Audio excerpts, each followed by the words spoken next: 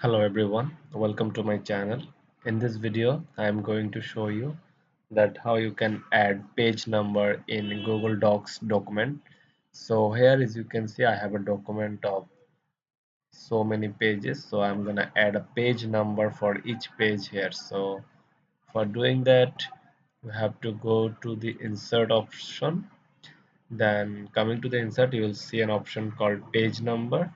Then you have to select the format of the page number that you want to show in the page number. So I'm gonna select this one. So I'm going to select this one or this one.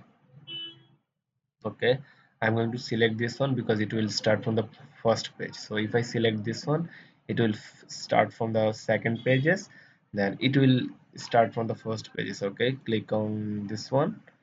Okay, so click on enter. Okay, as you can see, the page number is now added into the each page. So this one is the first page, this one is the second page, this one is the third page. So if I go to the down below of the documents, okay, as you can see, this is the 23rd page number, this one was the 24th number. So this is how you can add the page number in Google Docs documents. So I hope this will help you a lot. So thank you guys, thanks for watching.